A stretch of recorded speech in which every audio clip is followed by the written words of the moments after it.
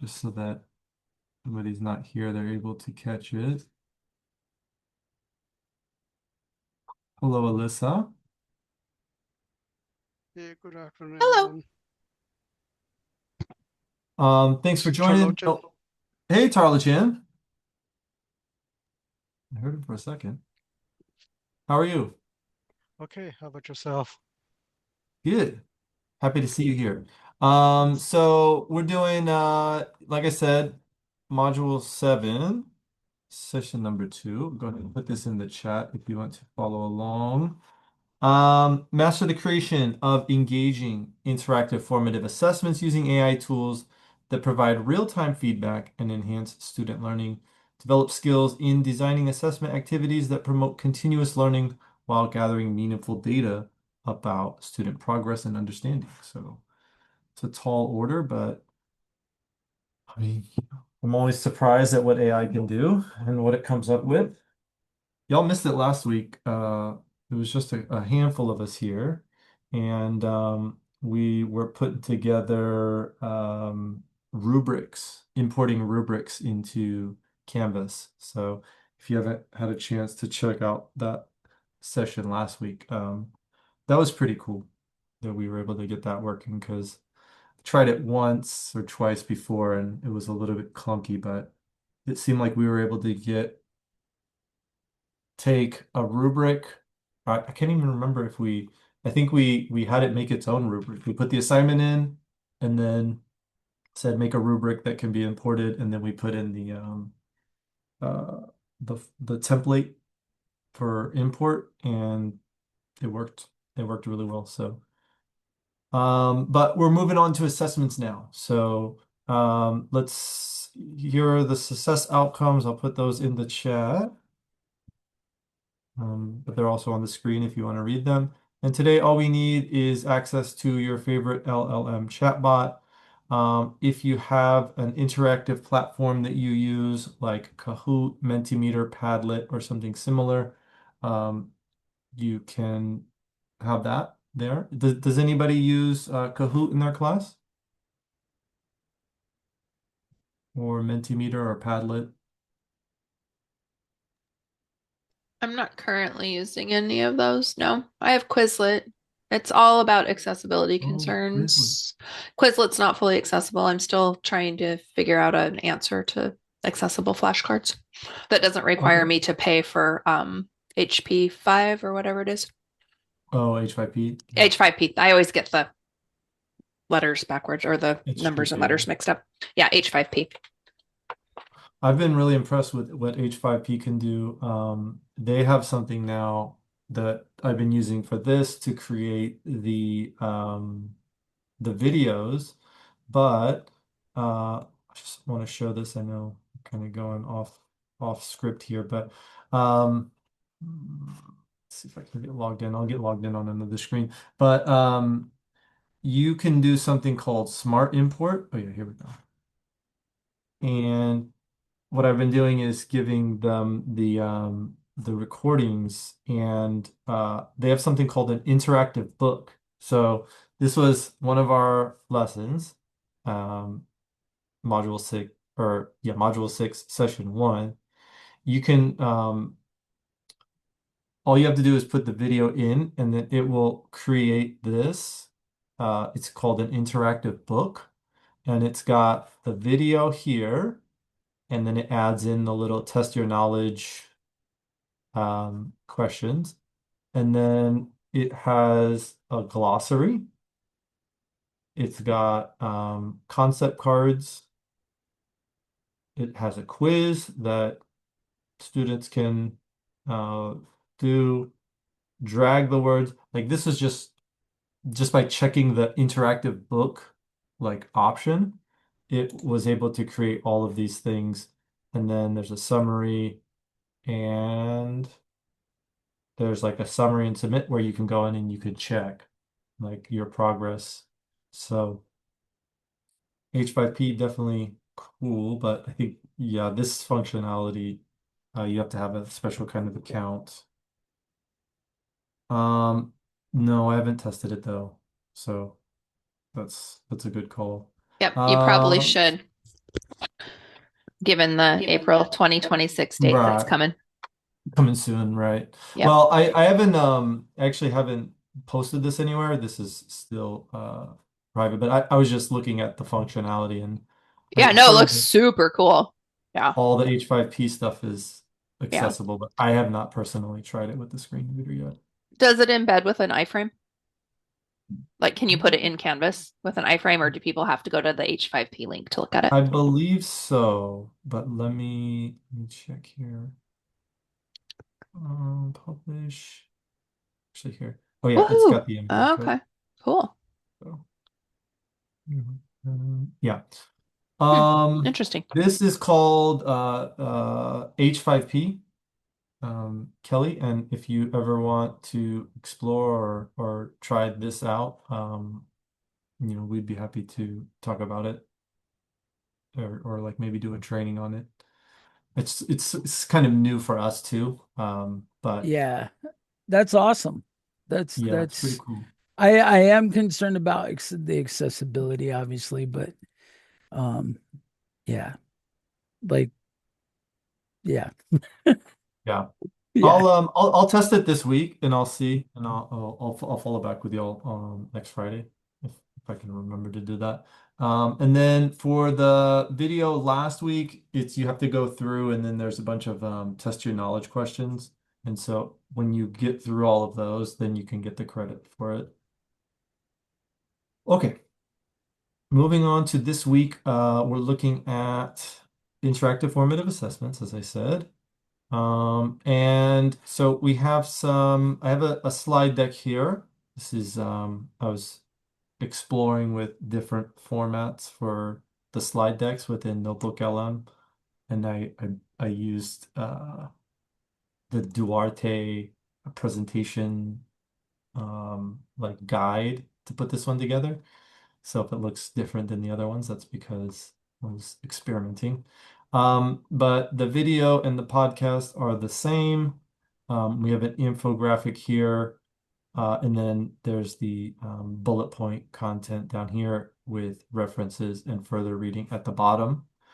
I think I'm just going to let y'all go through this at your own pace. I would recommend the video is only 5 minutes if you want to get through it quickly. I don't know if you'll have enough time to do the podcast unless you did it at double speed. Um, but yeah, so this is talking about formative assessments and how to create them with AI. You could also just kind of like click through this. I find the slides, I mean, minus this one and this one where they just leave a big open space. The slides are pretty informative. So if you all want to go through that, I'll just turn off my mic and video. If you have any questions or if you want to talk about anything, um, we can do that too. So if y'all have something specific that you're interested in talking about related to these things, we can do that. Otherwise, I'll give you, I think, 15 minutes to try to get through this content. And then we can meet back and talk about it. So this link in the chat as well. And I'll leave you all to your own devices unless you have any questions or if you want to talk about anything.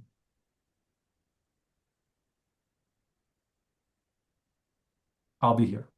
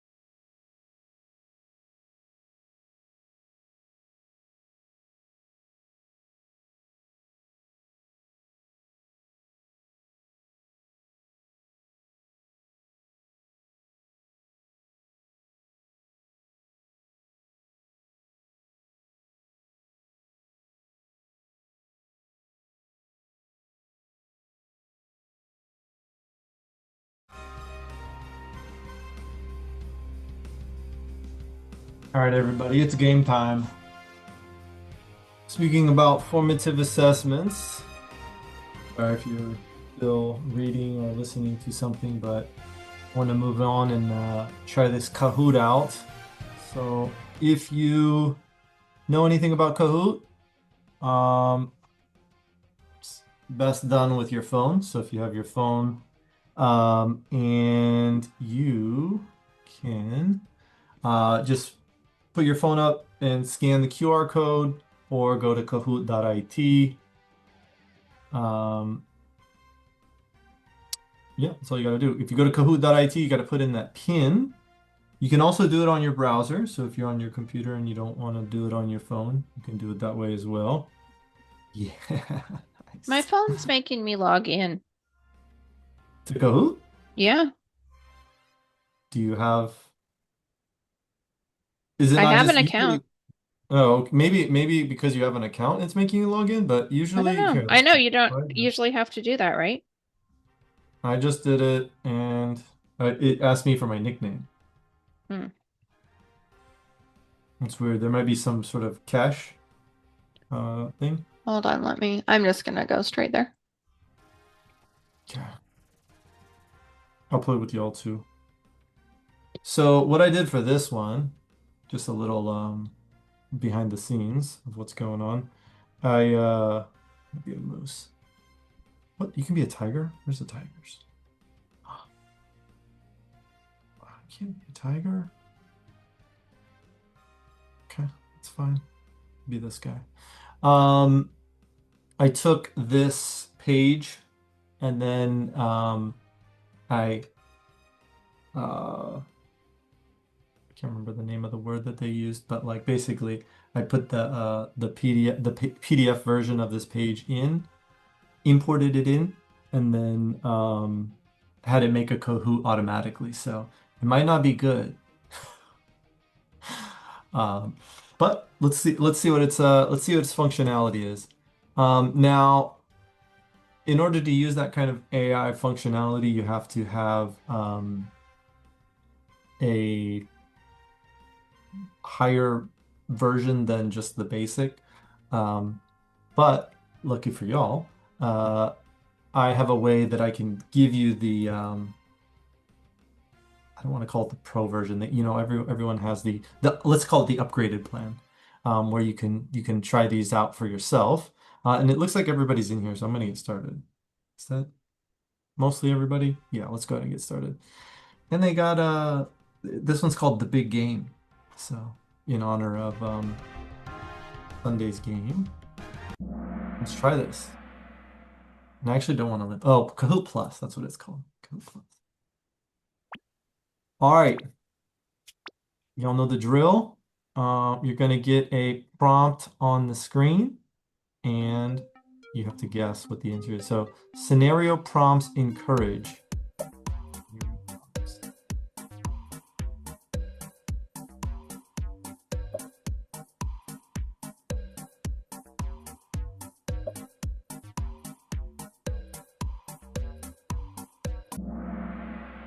All right. So somebody gives you a scenario, and then how are you going to apply the knowledge? I clicked it and it won't take it. Dun dun. That's All right. fun. That sucks. That's okay. We're just getting started now. So this is in a weird order too. I think it's in random order. Immediate feedback is always delayed. Doesn't make any sense to me. That question doesn't make sense. These automatic questions. Okay. I think we all got that. Okay, at least everybody's got some points on the board. We're not gonna do this whole thing. We're just maybe do 5 or 10. Okay, best use of gamification. Boost engagement. We're all I doing think my great. browser's blocking stuff, dude. Uh-oh. Yeah, that's the problem also with these kinds of things is it's like if there's any a technical issue. Okay, hold on. Word clones appear.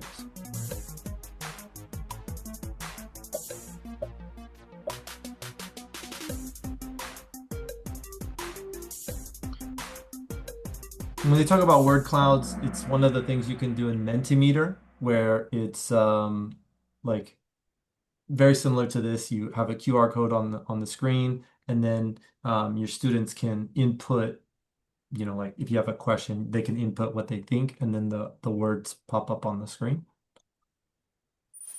For those that don't know, uh-oh, somebody might have pressed the wrong button on accident. Progress tracking documents. This is one of the ones too where I think they're called distractors, right? The ones that are not the main one. The distractors aren't very good. The distractors on this one are terrible. Lunch menus? Yeah, I was gonna choose that. Dang it. All right, let's go. I'm gonna catch up to you, Alyssa. All right. Poll everywhere. I mentioned poll everywhere.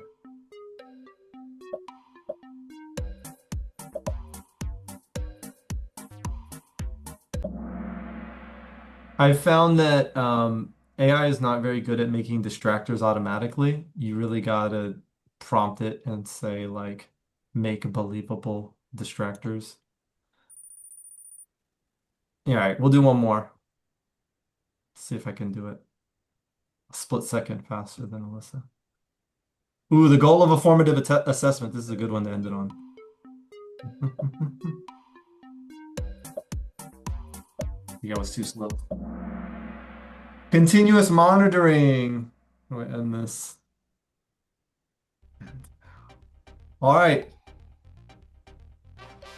Kelly with the bronze medal. That's Joey Galloway. And cracking 6,000 points on this, coming in to show us how it's done. I got Great. robbed, man. Yeah, It wouldn't let me answer two of the questions, man. yeah. Because Well, I have a security browser. That's why, honestly. I have fat fingers, as big, long ones. Now you know what my students say to me. that's Oh, right. That's right. oh no, it's got tracking cookies. I can't use this. No, it's not secure. Yeah, trust me. Yeah. Um, I love Kahoot, but I also don't like it for that reason that like there's technical things. Sometimes if somebody's so like good at like doing it quickly that it's Mhm. hard for the other people to catch up to them. So I don't use it as much as I used to, but Works. actually, I use it in my class as I'll put like I teach ESL on Saturdays, and I put in the vocabulary words, and then I use it as a like the flashcard function, um, which I think does pretty good. And then once it's in there, if we do need to do a kind of like a formative assessment, everything's already in there. So I used to uh, use it. I yeah. used to use it till my students were getting all paranoid about it. And then Mhm. they said, it's tracking us. I said, I know, I wrote the tracker. And that kind of Oh killed yeah, you it. you can see that it's Okay, sorry. that's funny. So okay, I kind of jumped into that just as a way to kind of wake us up. What did y'all think about this? How did you go through this content? Were you clicking through the slides? Did you watch the video? Did anybody try to do the podcast? I I watched watched the the video, but video. my son came and started talking to me, so I had to turn it off and then I read the slides. That's pretty good. Usually my son's like, "What you watching, Dad?" And like, Well, okay, my son is 23, so I don't get as oh. much of that, Ronald. I mean, maybe more. At least he would understand it a little bit more. He's more like, Mom, is your camera on? Is the dog in frame? Tarla-chan, did you want to say something? Oh, the video. What did you think about the video, Tarla-chan? Uh, it was, I think some of the content is correct that 15% right or the three people always raising their hand. And as an instructor, you're kind of struggling to make sure everyone else are participating. Hmm. And in my lecture, what I try to do is to overcome that.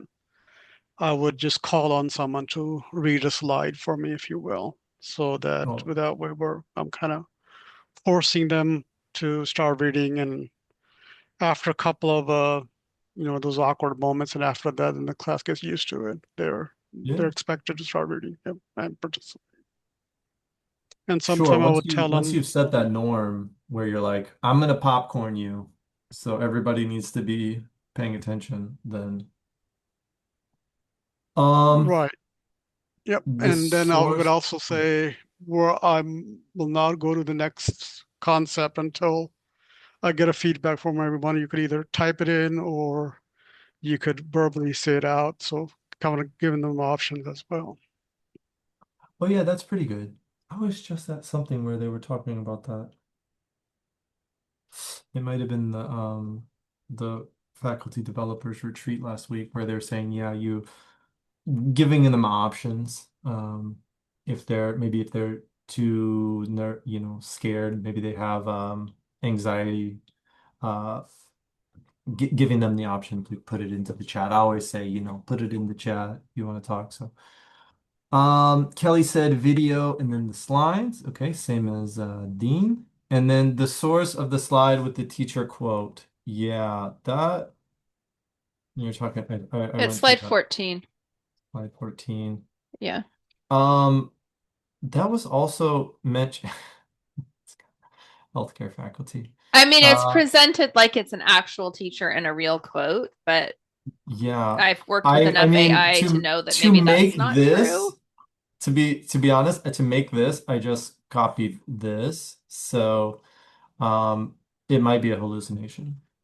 Okay, that's what I was This is- curious. Yeah. So um not perfect when we let AI do all the things, it's definitely not perfect. And um I mean it's nice to call that out and say, okay, well, I mean this is not a real person. I think all of these images were AI generated. Some Yeah, of that's what I thought too. you can Yeah. definitely tell some of them are getting much better to uh be able to pass the radar. But Are the okay. slides editable? I'm curious. Maybe you already No, said that. you're gonna hate this. They're basically just images.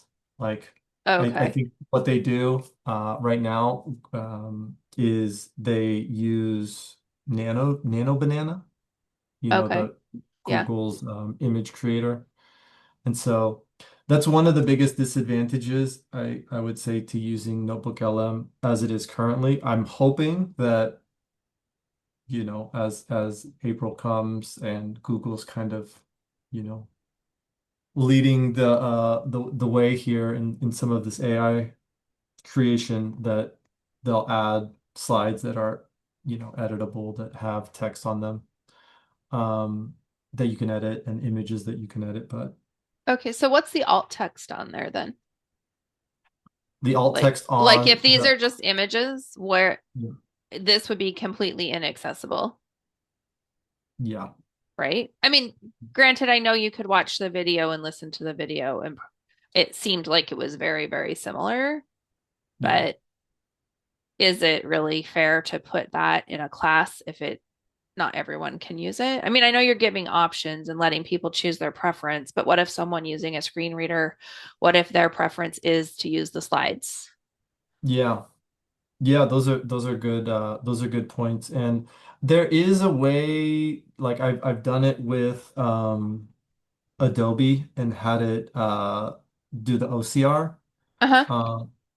I don't know if I did it with this Yeah. this I'm week's, not trying to but feel bad about your make you feel bad about your content. It's beautiful. I'm just curious, like no, how do we you're balance it right. out with functionality, usability, inclusiveness? Definitely. Yeah. Yeah.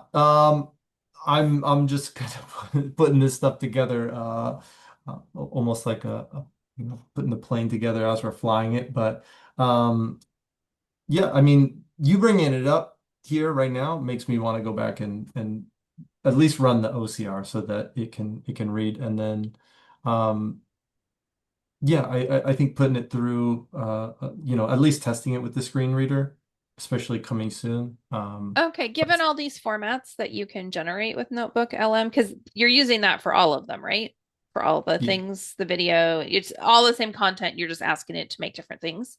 Would yeah. it not just produce a document that had words? Oh, it can. Then would you need to do the OCR if it was creating an actual document? Because you could put the document there as Mm, I don't want to say as a transcript, but as a transcript. I for mean, the the video would slides. have a transcript or should have a transcript, right? I was thinking about that too, about the if it was like if Notebook LM leaves them as just images and then just making the alt text, like if they can't read, if they can't go through each slide, then creating alt text for each of the slides. Do you think that's, I mean, it's not obviously the best way to do it, but do you think it would, for somebody who relies on a screen reader, do you think that would be adequate if it was like each slide, or is there something else that I'm not thinking about? Well, the best practice for alternative text is for it to be 120 words or 120 Okay. characters or less. I think it's words. Um, For each so image. complex alt text usually needs to go into like a document or somewhere. Complex alt text, like if you're trying to explain like a graph or something, like in a Hmm. STEM class, and you've got a complex chart or graph or something, that usually gets added in right before the graph, right after the graph, or you link people out to like a document or somewhere else that has all of the information. Oh, That's typically how it's done. okay. But I don't know how that would work given that every single slide is an image. That seems, I don't know. Is there a you know how in PowerPoint and Google Slides you have the notes area? Hmm. That could maybe be another place to put it, but I don't know if Notebook LM creates a Well, notes area. And if what it I do, did, would it be text? let me show you what I do because it's there might be some trickery that we can make it work. Um And I mean, I appreciate you bringing this up because it is something that like when I'm putting stuff together, sometimes I cut corners, but we should not do that. I should be Well, okay, so modeling I mean, one of your the correct questions way. is what did you learn and what decisions should be kept for the human? So, evaluating accessibility and making sure that it's usable because obviously AI, this particular AI is just going to give us images. So we need to Yeah, then stop and have that decision making thing that says, is this actually going to work for everybody or as wide an that's audience right. as possible? Yeah, that's right. Um, so let me see here. So what I do is I take the PDF and then I put it into Canva, and then Canva, um, I like the embed in Canva, Mm-hmm. that I'm able to embed it in there. And so what does this do? Oh, 250 characters. Let's see. Teacher presents. I mean, I could go in for each of these slides and create an alt text that's under 250 characters. I don't know if it would. Let me just check something. I don't know if it would be able to catch everything. I'm just trying to see what this would do. And then how this would show up in how would this show up if it's embedded into Canvas? Let's see, teacher stands 15%. Yeah, this doesn't give the full text from the slide, so it is a little bit lacking Yeah. in that And that's why regard. I was saying having a separate document that had everything that could actually be read, it had headings and whatnot, might Yeah. be another choice you give. Yeah. Yeah, that's good. I like that. You're inspiring me. Well, and Claude is pretty good about taking text out of images. Mm, Um, I don't know. What did you say that you put it into Canva and it did alt text? I Yeah, think but there's a limit to the amount. So yeah, because it's true alt text, right? For just the images. It's not taking out all the words. But I think if you what format does this save in? What is it?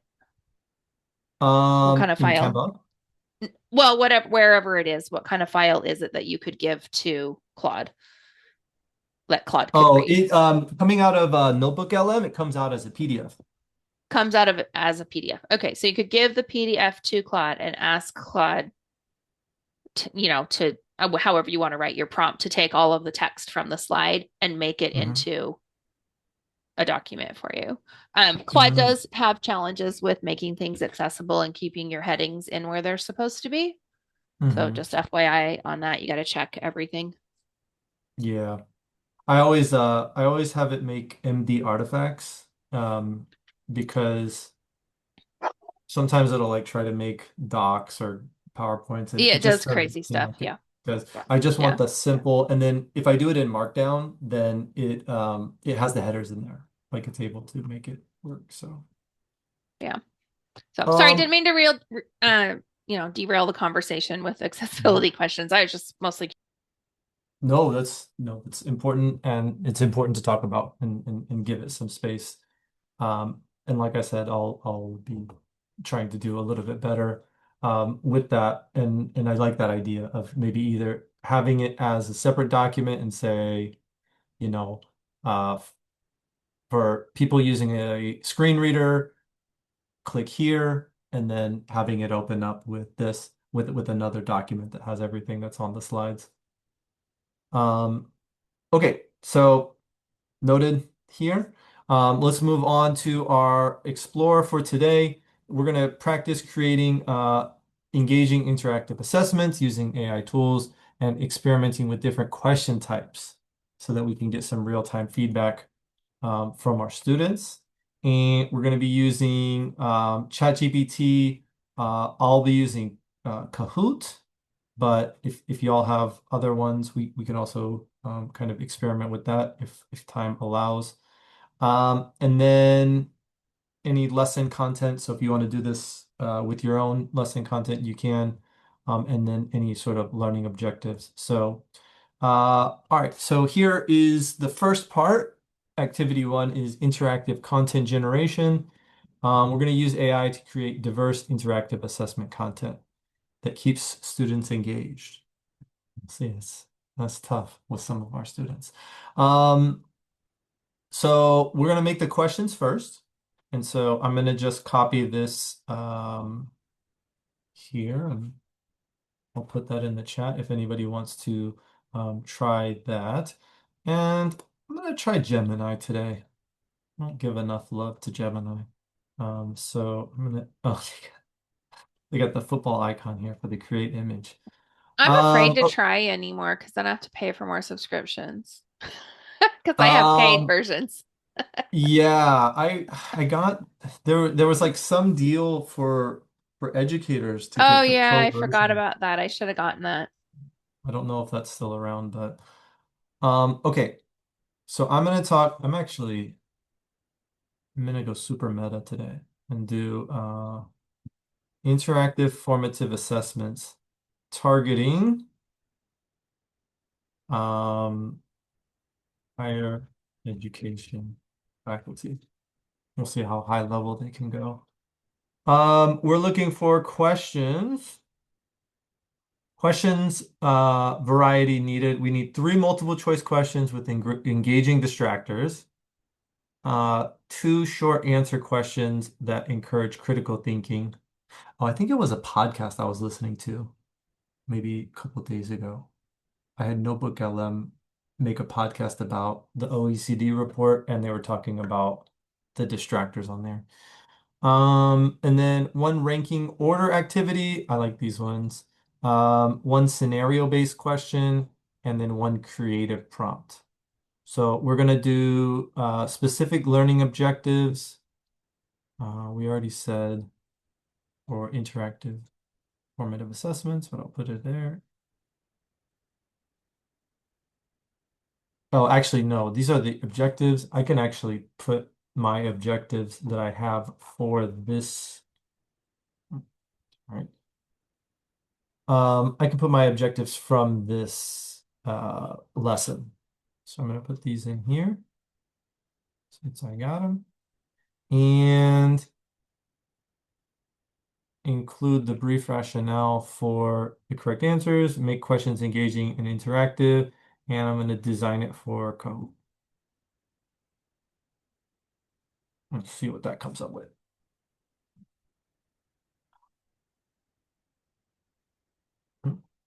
See you later, Derek. Go Hawks. All right. Let's see what's happening here. I like when I can see what's going. So it's defining the goal, formulating the framework, developing the content, refining, iterating, crafting. And here's our final list. Let me see if we can zoom this in so we can all see. Here's a set of interactive assessment questions designed for higher educational faculty. Obviously, if you're doing your class, you would do higher ed students. These questions are formatted for Kahoot. Multiple choice, 20 to 30 seconds. The distractor dilemma. Create an engaging quiz content and interactive activities. Question, when using AI to generate multiple choice questions, what is the primary function of a high-end distractor? Talking about distractors in the thing. Ooh, and I like these too. Usually when I get an AI response, it's whatever the longest one is. But these ones are all pretty similar in length. And this one's actually pretty good. To ensure only the smartest students pass. I mean, that one's pretty self-explanatory that it's not it. To provide comic relief, that one's not that good. To reveal, unless it's like a bad one, to reveal specific student misconceptions. Yeah, this obviously is the right answer. And to fill in the requisite for option. Oh, I don't know if it's giving good distractors on the question about distractors. We're talking about the evaluating immediate feedback. That's the learning outcome. Cognitive science suggests that immediate feedback provided by tools like Kahoot is superior to delayed grading because it prevents the fossilization of incorrect information. That's good. I like that word, fossilization. It reduces the faculty members' grading workload to 0. That's a pretty good distractor. I mean, I wouldn't say I would take off to 0. To 0. Um, Students prefer gamified badges over actual learning. That's a pretty good distractor. It guarantees higher scores on the final summative assessment. This one's not bad. I like that. The real-time pivot, your mid-lecture, you prompt an AI tool to generate a check for understanding. Was the most valuable prompt structure? Oh, nice. This is talking about how to make it with AI. Write a hard question, create a question based on blank that targets blank. Summarize this, create a funny joke. So for a check for understanding, I like they got the common confusion here. A topic that addresses that. Okay, this is what I wanted to look at, the scenario-based application. So you run a Kahoot question on a core concept, 85% of the class gets it wrong, the room goes quiet. What is the most effective immediate formative response? This is another oh, I thought I thought we were moving into scenario based, but this still seems like a oh, because these are all Kahoot. Okay. Sorry, my brain didn't catch that. So the gloss over. Reveal the right answer quickly to avoid the embarrassment. Pause and ask the students to discuss. I like that. Get them talking about it. Why do that's that metacognitive. Why did we get this wrong? Um, how do we find the right answer? The AI assist, ask ChatGPT to write a simpler question, or the curve offer bonus points for the 15% who got it right. I like how it's calling out the 15% there. Okay, let's see. Ranking and ordering. This one, I don't know. I feel like I've never tried ranking and ordering in Kahoot. This is really good one for Mentimeter. If you have Mentimeter, you can have them. Everybody in the class can order it. and then you can see it on the screen as they're doing it. What are the steps for creating an AI-assisted formative assessment loop? Oh, this is actually what I was talking about recently when we're planning for the upcoming outcomes and assessment day. No, in-service day in the spring. And we were talking about using games as a way to um, using real games, like the mechanics from real games, to like extracting the mechanic and then in the classroom using that mechanic to teach whatever your topic is. And I don't know if anybody's ever played the game called Timelines, but there's a game called Timelines, and in that game, you have to put it into a specific order. So, like, you have to put there's like different events that happened in history, and you have to put those events in order. And this reminds me exactly of that, where let me see here. You have a bunch of concepts that are, kind of mix match, and then you go around and everybody picks a card and they put it in the correct order. And then, what happens, like at the beginning, it's very obvious what, some things come after this. This goes here, this goes here, this goes here. But then there's a point where you're not really sure whether it goes on this side of this one or this side of this one. And so that's the zone of debate. And then we're talking about, playing this, getting the mechanic, and then um, assessing the thinking, the why. Why did you this zone, the zone of debate? Because when we're talking, the focus of the in-service is going to be critical thinking, and it's kind of hard to assess critical thinking. Like, how do you know really what somebody's thinking? And so, coming up with some like questions: what steps caused the most debate? What broke when the steps got moved? Um, as a way to assess that. And so that's what this reminds me of here is, here's the order, and then, what order does it need to go into? Identifying, prompting, refining, deploying.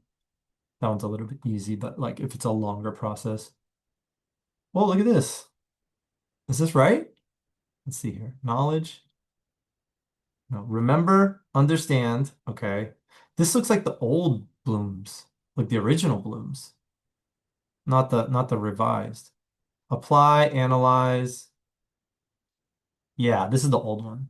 Synthesis got changed to evaluate and then creates at the top. Oh, this is from Shutterstock. I thought it made this up, but it looks like it pulled the old one. Create an engaging quiz content, share Sesame. This is beyond recall. Not sure what this is. Most Kahoot questions test recall. Yeah. Um, and then the Y factor. Okay. I'm not super impressed with that. It's a little hard to follow. Um, but let's see. There's some other prompts here that I can put in to see if I can improve what I got here. So, actually, speaking of Bloom's taxonomy, this is what I was talking about. Remember, understand, apply, evaluate, and create. So let's see if we can put this in and see if that improves anything. So questions for the same topic.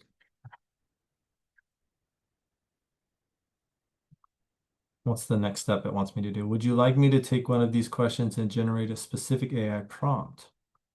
No, thank you. Here are interactive assessment questions designed to target each level of Bloom's taxonomy. I don't know. It just seems like it's making multiple choice questions that aren't really that interesting.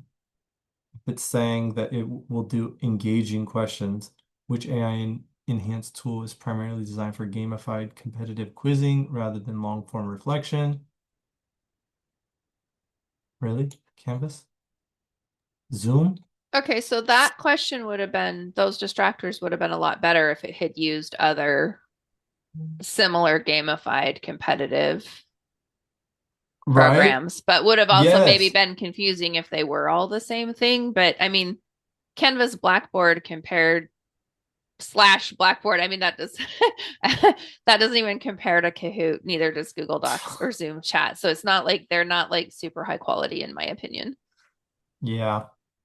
I'm not impressed with what Google's coming up with, so I regret choosing that for our demo today. Oh, no But worries. It's all if you learning, all right? if y'all want to go in and try this with like I said, your LLM of choice, there are some different prompts that you can try to copy and paste here.